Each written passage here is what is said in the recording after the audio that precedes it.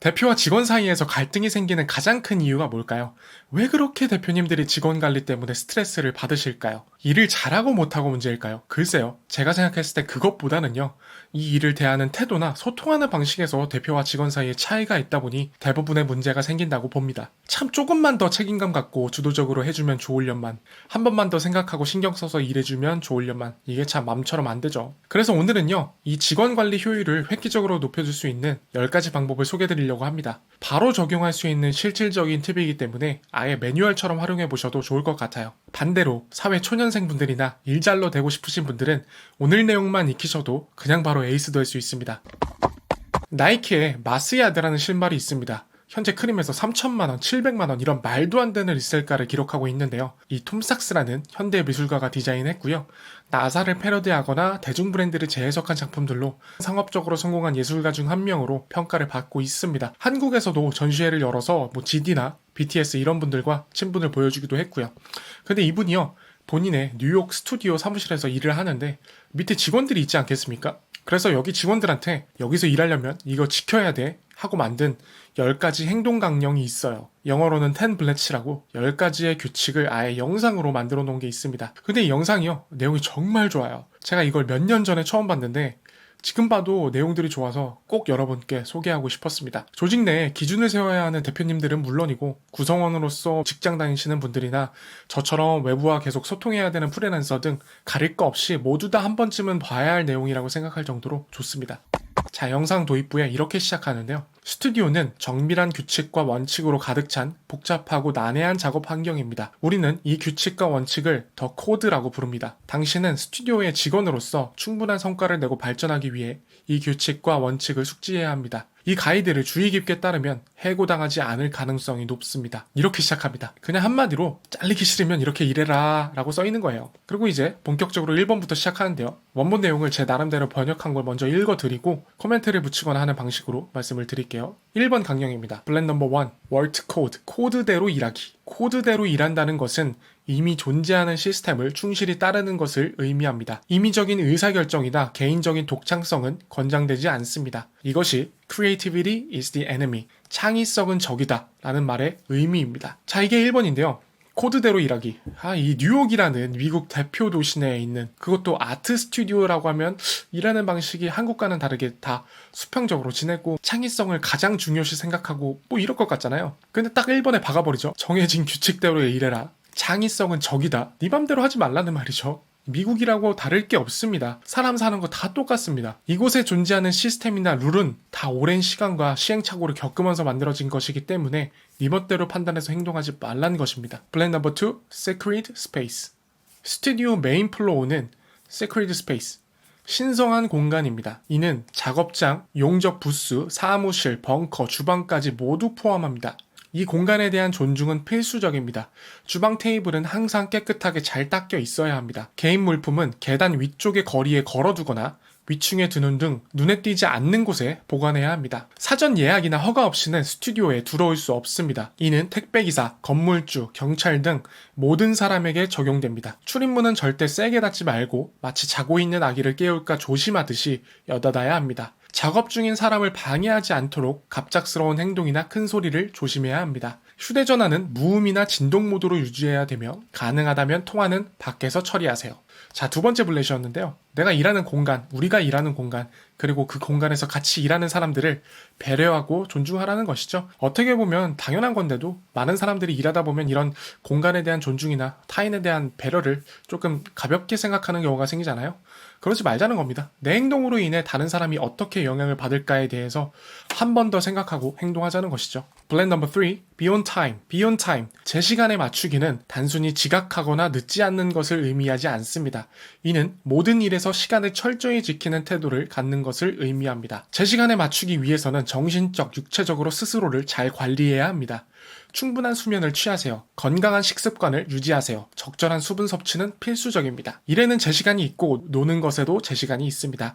언제 어디서 무엇을 해야 하는지 아는 것은 매우 중요합니다. 스튜디오에서는 이 균형을 위해 열심히 일하고 열심히 논다 라는 방침을 유지하고 있습니다. 자, 3번이었는데요. 일하다 보면 특히 신입이나 주니어 시절에 데드라인이 있음에도 불구하고 이 일의 퀄리티를 챙기다가 더 잘하고 싶은 마음에 데드라인을 못 지키는 경우가 많습니다. 어찌됐든 일이 완성이 되는 게, 수행이 되는 게 중요한 것이기 때문에 기한 안에 제출이 안 되고 완성이 안 된 건 사실 상대방 입장에서는 안 한 것과 다름이 없거든요. 그 사람이 얼만큼 노력을 했고 시간을 부었던 간에. 그래서 항상 데드라인을 지키고 퀄리티 부분이 좀 개선할 사항이 있다면 그거는 이번이 아니라 다음에 개선을 하는 게 맞다고 생각을 합니다. 플랜 넘버 4, Be thorough. 엘사는 램프를 고치는 임무를 맡았습니다. 이 작업을 통해 그녀는 우리에게 thorough, 꼼꼼함이 무엇인지 보여줄 것입니다. 엘사는 스튜디오에 투명 수축 튜브가 부족하다는 것을 알아차립니다. 그녀는 이것을 자신의 리스트에 적어둡니다. thoroughness, 철저함은 작업 자체뿐 아니라 작업 전후 과정에도 적용됩니다. 엘사는 스튜디오의 정밀하고 정확한 기준, 즉 코드를 따라 납땜을 진행합니다. 납땜부를 깔끔하고 완벽하게 하기 위해 플럭스를 바릅니다. 배선을 납땜한 후에는 알콜로 조인트를 깨끗이 닦아냅니다. 그 다음 엘사는 수축 튜브로 조인트를 보호합니다. 납땜은 끝났지만 엘사의 일은 아직 끝나지 않았습니다. 그녀는 자신의 작업물을 테스트해야 합니다. 잘 작동합니다. 하지만 아직 끝난 게 아닙니다. 이제 그녀는 작업대를 처음처럼 정리해야 합니다. 모든 물품을 제자리에 치웠지만 여전히 끝난 것이 아닙니다. 이제 작업대를 청소해야 합니다. 그래도 아직 끝나지 않았습니다. 마지막으로 스튜디오 매니저에게 수축 튜브 재고가 부족하다고 알립니다. 이제 이 문제는 매니저의 책임이 되었습니다. 사무실, 업장에서 일하다 보면 이런 경우가 굉장히 많죠. 윗사람은 야 이거 어디에 퀵 하나만 보내줘라 라고 편하게 말하지만 그걸 수행하는 밑에 사람은 퀵 하나 보내기 위해서 신경 써야 할 게 굉장히 많거든요. 전달할 문서나 물품이 정확한지 확인해야 되고 보낼 주소, 받는 사람 정보, 연락처가 맞는지 확인해야 되고 혹시나 가다가 깨지진 않을까 포장도 신경 써야 되고 퀵 아저씨랑 연락해서 예상 도착 시간 맞게 전달을 준비해야 되고 받는 분한테도 언제쯤 도착할 것 같다라고 알려줘야 되고 받았는지 확인해야 되고 이런 앞뒤로 따져야 할 것들이 굉장히 많다는 것이죠. 그래서 어떤 일이든 이런 식으로 be thorough하게 생각하고 다 챙기는 사람이 있다면 그 직원은 놓치지 않아야 되는 사람인 거고요. 플랜 넘버 5, I understand. 이 규칙은 피드백에 관한 것입니다. 파일럿과 사수가 서로 주고받는 정보는 생사가 걸린 문제입니다. 상대방이 보낸 메시지를 정확히 받았는지 확인해야 합니다. 항공무전통신에서 로저는 방금 전 모든 내용을 수신했다 라는 뜻입니다. 우리 스튜디오에서는 이를 대신해 I understand 라고 말합니다. I understand는 우리에게 있어서 로저와 같습니다. I understand라는 말이 발신자와 수신자가 같은 페이지에 있음을 보장합니다. 예를 들자면 주말에 천장 창문을 꼭 닫아줘. I understand. 스튜디오에 각설탕이 떨어지지 않게 해. I understand. 트럭을 빌릴 때 트레일러 히치가 달려있는지 꼭 확인해. I understand. 너의 유일한 임무는 이 파이프를 잡고 있는 거야.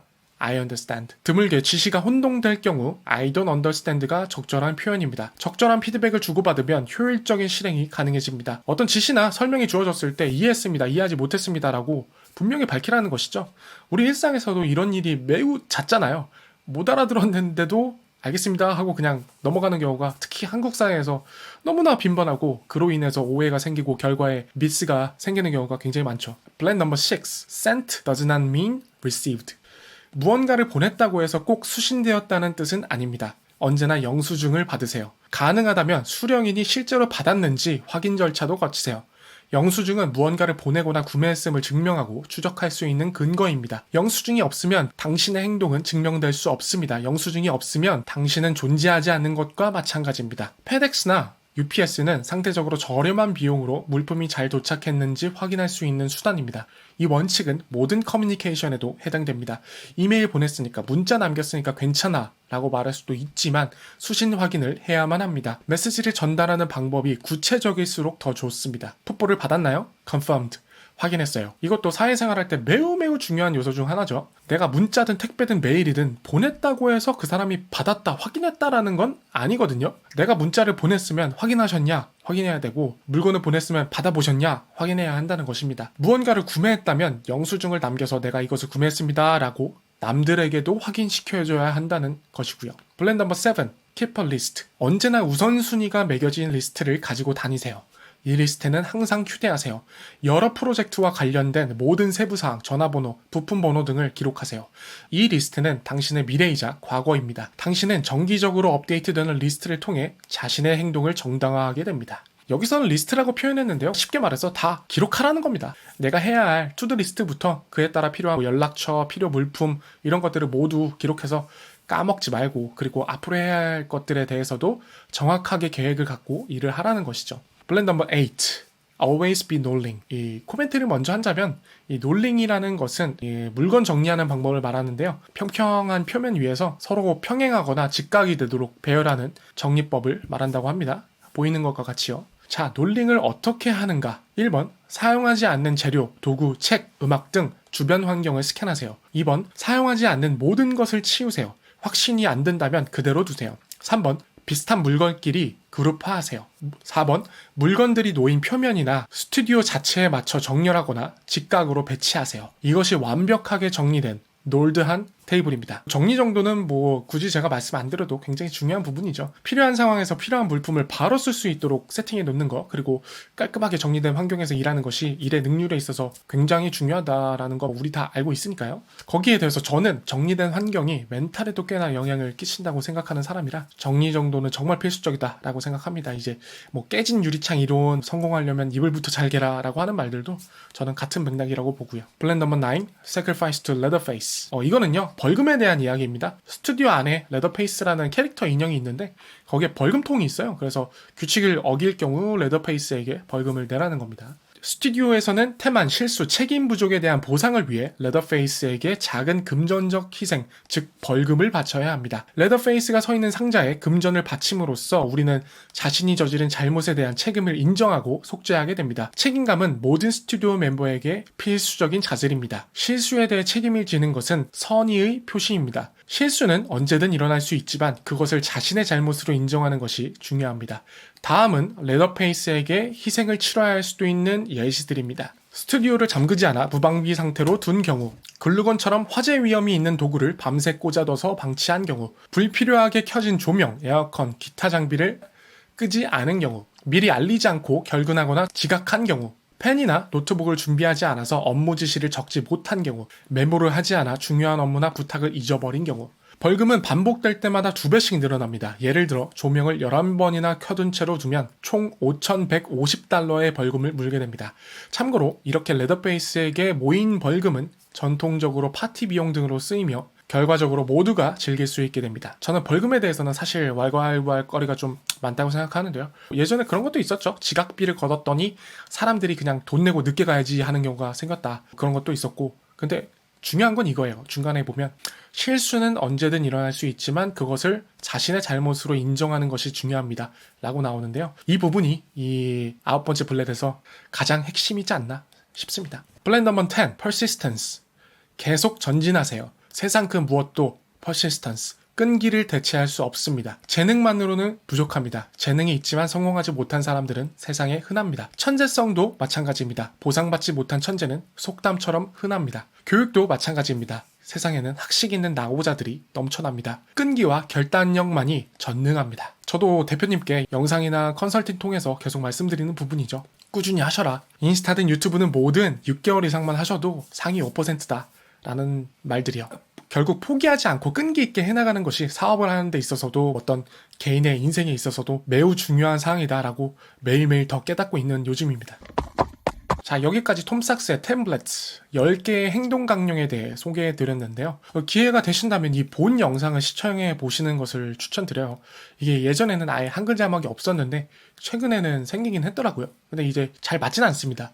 근데 본 영상을 보시면 훨씬 더 이해하시기가 편할 거예요. 실제 톰 삭스 스튜디오 내에서 직원들과 함께 찍어서 생동감도 있고 그 예시들이 더 시각적으로 와닿게 잘 해놨기 때문에 콘텐츠 자체로서도 굉장히 훌륭하다라고 말씀드릴 수 있습니다. 사실 아예 이 영상을 떠다가 그냥 제가 한글 자막을 붙여가지고 내 채널에 소개하고 싶다라고 그쪽에 메일을 보냈는데 역시나 답은 없고요. 그래서 책 소개하는 영상, 영화 소개하는 영상, 그런 영상들처럼 오늘 영상 즐겨주셨으면 합니다. 외국 대기업도 다녀봤고 국내 대기업, 중소기업 다 다녀본 입장에서, 그리고 지금은 프리랜서로 다양한 분들 만나보는 입장에서 이 오늘 내용들이 분야를 막론하고 어디서는 통할 수 있는 본질 같은 규칙이다라고 생각을 하고요. 오늘 소개해드린 내용을 통해서 대표님과 직원들 간의 소통 문제, 일을 대하는 방식에 있어서 조금이라도 간격을 줄일 수 있다면 저한테는 굉장히 좀 보람찬 일이 될 것 같고요. 다음 영상에서도 좋은 정보 들고 올 테니까요. 구독과 좋아요, 알림 설정하셔서 다음 정보도 놓치지 않으시길 바라겠습니다. 오늘도 시청해주셔서 감사하고요. 새해 복 많이 받으시길 바라겠습니다.